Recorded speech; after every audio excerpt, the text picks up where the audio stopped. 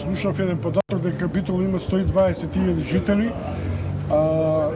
Тоа би значило дека има висок наталитет. Инаку Битола важи статистички во зона со негативен наталитет, но за тоа потоа ќе ги видиме статистичките показатели, како што забележувате на платото на Широк Сокак, следниот наш соговорник, кандидатот на СДСМ, бизнисменот Христо Кондовски, заврши со доктора, да сега го прашувам бизнисменот. Што ѓавол ве тераше да се нафатите на градоначалничка позиција кога парите идат и без моќта на функцијата? Почнуваме со... Да, првен да ги поздравам гледачите. Јас сум одговор на професионалниот менеджмент. Моето мото е дека, она што е основна дефиниција на менеджментот, дека менеджерот треба да ги решава проблемите.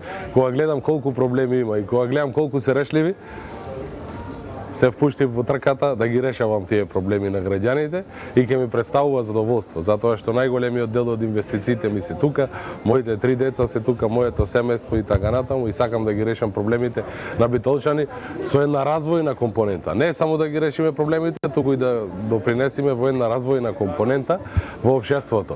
Локалниот економски развој ни е пред се во програмата. Мојот основен постулат е дека секој слободен ден од тој развоен буџет на општината Битола ќе се инвестира, нема да се троши, туку ќе се инвестира во инфраструктура. Нашата програма се состои од 22 основни големи проекти и стотици месни проекти. 10 од тие проекти се капитални проекти и ќе допринесат многу за Битола. Еден од тие проекти е долго очекуваниот проект преку 20 години, решавањето на централното градско јадро, баш тука кај хотелот Епинал, блиску до нас. Ќе го решам тоа, знам со мојата енергија, ефикасност, менеджмент, вештини, ќе го реализирам тој проект, иако е голем, иако е капитален.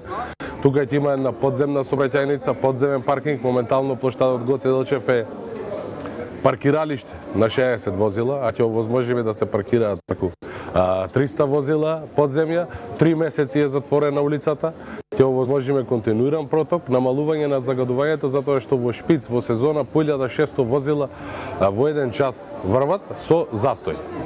Господин Кондовски,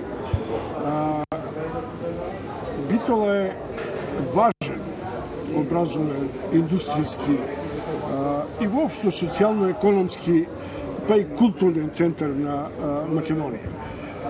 Дали не ви се чини дека ЛЕРОТ или локалниот економски развој ја испушта димензијата на така речената пост-ковид индустриализација? Дали ние живееме со илузија дека РЕК Битола работи и толку е, дека гасификацијата ќе чекаме новите 4 години? Што тоа вие ќе направите? Бизнес заедницата да се сигурни во обезбедувањето на своите инвестиции, на Greenfield, Brownfield инвестиции и така натаму.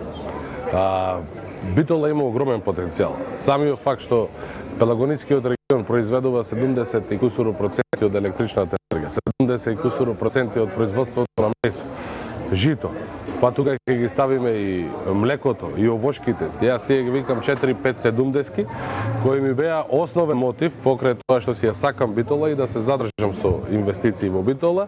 Битола ви благодарам. Битола има огромен потенцијал и тој потенцијал чека на готов да биде искористен.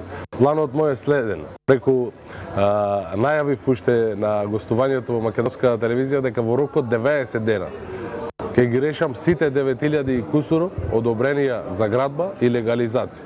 Дали позитивно или негативно ќе видиме, согласно позитивните законски прописи. Влада да го усвои законот за легализација, не може така еднократно. Согласно постоечкиот закон. Тоа што ќе усвои владата, ќе се ориентираме на тие одобренија се и барања за легализација се предаени согласно постоечкиот закон и јас ќе работам согласно законите кои се на сила. Кога ќе имаме нови закони, ќе ги почитуваме и како новите закони и тука не станува збор. Решавањето на генералниот урбанистички план, кој во Битола не е променет 1999 година. Имаме детални урбанистички планови кои не се променети од 1975 година. Ќе го ослободат општинскиот потенцијал пред се во стопанството. Кога се сеќавам со урбанистите кои работат на урбанистичката проблематика, Има еден факт, јас работам со бројки. Преку 30 милиони евра инвестиции од приватни компании чекаат во моментот да се реализираат во Битола. Кога Кој почничар? Градската администрација не можете да се не можете да се гледа општината низ призмата на менаџмент и функционалност. На тој just in time пристап токму на време. И само се чека новиот закон кој ќе дојде, другиот закон, третиот закон, има да работиме по постоечките закони кои се на сила, односно главно мото е нив да не ги кршиме и да му обезбедиме услови на стопанството. Имам проект за реализација на индустријска улица, индустријски пат, веќе е во фаза едниот дел, другиот дел Божје здравје на чело со мене.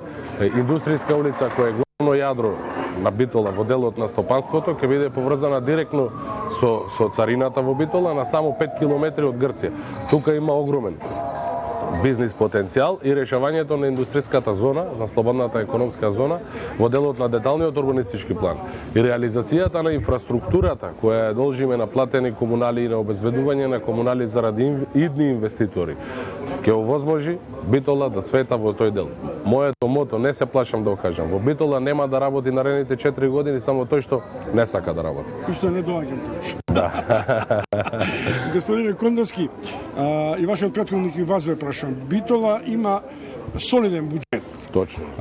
Не спаѓа у општините кои се презадолжува, која припаѓа на државното меме или јасли од владата за санирање. Што тоа ќе направите? Да ги зголемите приходите врз основа на новите одлуки на владата за финансиската децентрализација, поголем остаток од ДДВ, поголеми прибирања на данокот од имот. Има општини кои него не прибираат. Што вие ќе направите? Ќе работиме по закон. Самата реализација на овие одобрени легализации носи доволнителни приходи за самата општина. Самата брзина, како економски момент на реализација на тие одобрени легализации, токму на време, носи нови приходи. Јас ја поздравувам иницијативата на владата за новиот закон за финансирање на локалните заедници, каде ќе се зголемуваат приходите од персоналниот данок и данокот на додадена вредност, како во прв момент тоа нема да ни носи обврски и ќе ги искористиме во тој развоен момент, а потаму кога ќе ни носи обврски, кога ќе децентрализираме некои општини, ќе ги сервисираме. Сега устово да кажам, сте на еден начин лути политички противници со Коњановски и со сите други.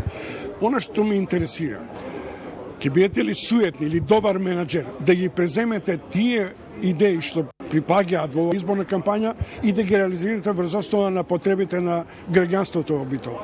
Моментално презентиравме најмногу проекти од нашата програма. Луѓето се добро му дојде тоа со точни рокови, со реализација и така натаму. Секако секој еден добар проект кој е понуден ќе биде прифатен и ќе биде реализиран. Не станува збор за тоа. Битола заслужува да биде инфраструктурно, урбанистички и во делот на животната средина прогресивна општина. Таа симбиоза помеѓу тие три работи ќе допринесе и во спортот, и во културата, и во здржувањето на владите, а пред се во локалниот економски развој. Се гледа дека спортот излегува од, да речем, зоната на професионализмот, веќе ракоме, ме чуди како фудбалот уште не можете да го реанимирате, но се надевам дека тоа ќе биде во догледно време. Но на крај, господине Кондовски, не го спомињате проектот за гасификација. Тоа значи дека бегате од тој крупен залог? Не, или повторно ќе веќе го промовирав и натаму ќе бидеме сочени со големите ветувања гасот да стигне до зоните и до широките домакинства. Гасификацијата и топлификацијата на Битола ги ставам воедно. Сум голем протагонист заради тоа и јас веќе тоа го ветив дека во мојот мандат двата проекти кои се долго споменувани ќе бидат завршени. Со точна временска динамика по фази го презентирав самиот проект. Гасификацијата ќе се реализира во наредните 4 години. Веќе има проект кој со одобрение за градба за 2800 метри гасоводна цевка. Моментално на усвојување на проектот 10.000 метри гасоводна цевка и тоа ќе се реализира и ќе ги доживееме во наредните 4 години првите приклучоци. Исто така и со топлификацијата. Изработката обврска на општината е да изработиме мерно-регулациона станица која ќе допринесе за тие 12,8 километри топлификација топловод од рек Битола до Битола да се приклучат првите 35 објекти, како што е полицијата, како што се училиштата, како што е болницата и така натаму. Не избегнуваме, само јас сум практичен човек и нешто што е кој ќе е долго споменувано, не сакам да го потенцирам, се разбира дека е моја обврска да го реализирам и ќе го реализирам. Сакувам успех во оваа изборна кампања. 3 деца имате, сум ве гледал на Facebook дека шетате на широк сокак. Спаѓате во луѓето кои го зголемуваат наталитетот. Колку има Битола жители сега? Па, предпоставуваме, ќе ги видиме бројките од новиот попис, предпоставуваме дека околу 90.000 жители. И благодарам уште еднаш. Да, што е добар момент и ќе се зголемува доколку работиме на тој локален економски развој. И давиме, има еден момент на идни очекувања и работиме на идните очекувања на битолчани. Тој е економски момент кој сега моментално има депрeciјација, али ќе го работиме тој момент. Тоа беше Христо Кондовски, кандидат за градоначалник од редовите на СДСМ, познат битолски предприемач и менеджер. И следува на крај уште кандидатот на ЛДП и на Дом Горан Милевски, кој исто така го очекуваме во ова кафуле на престижниот широк сокак.